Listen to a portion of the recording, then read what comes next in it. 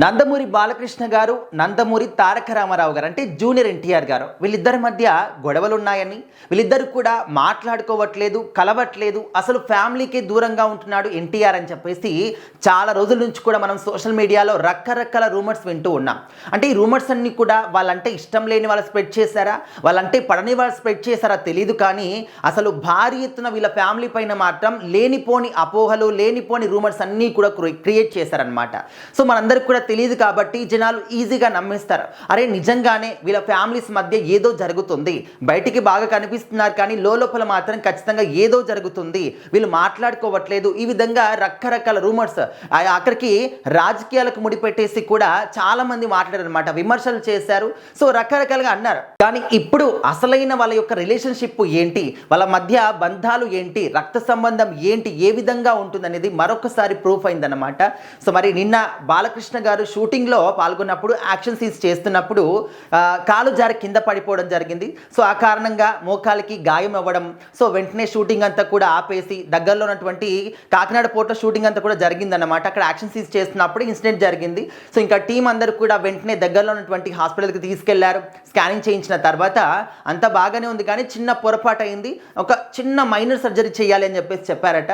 So ఆ విషయం తెలిసిన తర్వాత, అంటే ఇది కూడా కాదు, జస్ట్ ఆయనకి గాయమైందనే విషయం తెలిసిన వెంటనే అసలు ఏ మాత్రం కూడా కొంచెం సమయం కూడా కాకుండానే జూనియర్ ఎన్టీఆర్ గారు, కళ్యాణ్ రామ్ గారు ఇద్దరు కూడా ట్విట్టర్లో పోస్ట్ పెట్టారు. ముందుగా జూనియర్ ఎన్టీఆర్ గారు ఏ విధంగా పెట్టారంటే అందరూ కూడా షాక్ అయ్యారనమాట. ఇదేంటి వీళ్ళిద్దరు మాట్లాడుకోవట్లేదా, ఫైటింగ్ చేసుకున్నారు, గొడవలు పడ్డారని చెప్పేసి అన్నారు కదా, సో మరి ఈ విధంగా గాయమైంది తెలిసిన వెంటనే ఈ విధంగా కోలుకోవాలని చెప్పేసి ఏ విధంగా పెట్టాడు, సో ఇదంతా కూడా రూమర్స్ అన్నమాట అని చెప్పేసి అప్పుడు చాలా మంది కూడా రియలైజ్ అయ్యారనమాట.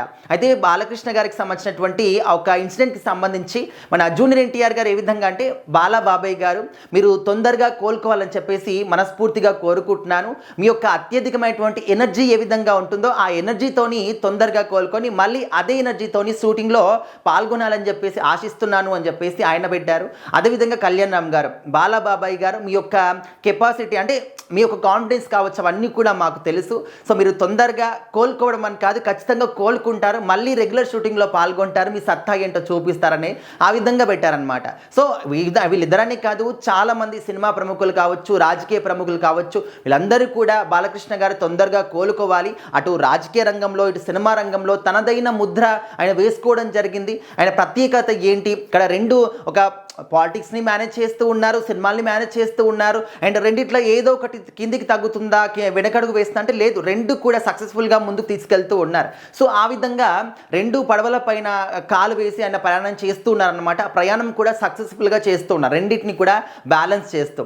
సో ఆ విధంగా చాలామంది కూడా చేయడానికి వెనక ముందు అవుతూ ఉంటారు, బట్ బాలకృష్ణ గారికి మాత్రమే అది సాధ్యమైంది అనే విషయం ఆయన ఫ్యాన్స్ అందరికీ కూడా తెలిసిందే. సో మొత్తానికైతే అందరూ కూడా తొందరగా కోలుకోవాలి బాలకృష్ణ గారు, మళ్ళీ రెగ్యులర్ షూటింగ్లో పాల్గొనాలి, అదేవిధంగా పాలిటిక్స్లో కూడా రావాలి అని చెప్పేసి అందరూ కూడా భావిస్తూ ఉన్నారు.